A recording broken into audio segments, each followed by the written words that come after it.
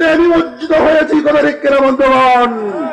আমাদের বাংলাদেশের টাকা বিদেশে পাচার হয়েছে এবং হেন কোনো অপকর্ম হয় নাই, বাংলাদেশের রাষ্ট্রীয়ভাবে চলে নাই কতদিকের বন্ধুগণ। বাংলাদেশের 90% মুসলমানের মাথা থেকে পায়ে পড়া ঘামের টাকা দিয়ে তারা আজকে ইসলাম মুসলমান মানবতার উপরে যেভাবে তারা উঠে পড়ে লেগেছিল যাতে করে কোনো মুসলমান তাদের ভোটাধিকার প্রয়োগ করতে না পারে এবং ইসলাম এবং মানবতা যাতে বিপন্ন হয়। সংগ্রামী সহযোদ্ধা বন্ধুগণ, মুহতারাম প্রধান অতিথি গুরুত্বপূর্ণ বক্তব্য রাখবেন।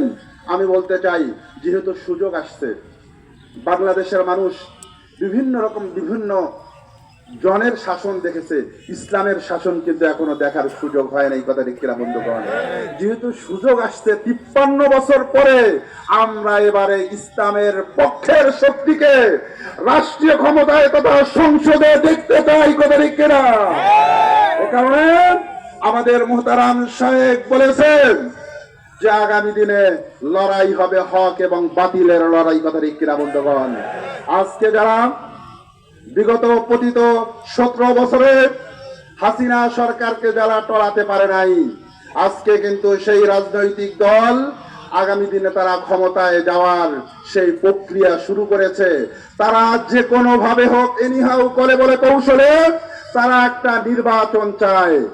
আমরা মনে করি বাংলাদেশের প্রয়োজনীয় যে সংস্কার রয়েছে, আমি আশা করব আজকের এই প্রোগ্রাম থেকে স্পষ্ট বলছি, শুধু সংস্কার নয়, প্রয়োজনে বিভিন্ন জায়গায় বিভিন্ন আইন এবং মেকানিজম এবং রুলস সেগুলো পরিবর্তন করতে হবে কথা ঠিক কিনা বন্ধুগণ।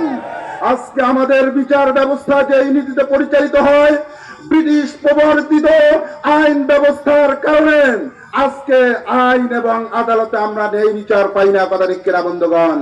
এ কারণে যেখানে যেখানে সংস্কার সংশোধন প্রয়োজন, আবার যেখানে পরিবর্তন প্রয়োজন, এই পরিবর্তনের মাধ্যমে বাংলাদেশকে আমরা সুখী সমৃদ্ধশালী ইসলামী কল্যাণ রাষ্ট্র প্রতিষ্ঠার জন্য পীর সাহেব চরমনাই কাজ করে যাচ্ছে কথা ঠিক কিনা বন্ধুগণ।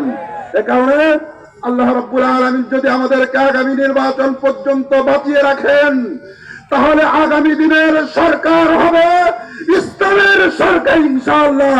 আল্লাহ রাব্বুল আলামিন আমাদের সকলকে ইসলামী আন্দোলন তথা হাত পাকার পক্ষে থাকার জন্য আমি আপনাদের কাছে উদাত্ত আহ্বান জানিয়ে আমার বক্তব্য শেষ করছি। ওয়া আখির দাওয়ানা আলহামদুলিল্লাহি রাব্বিল আলামিন।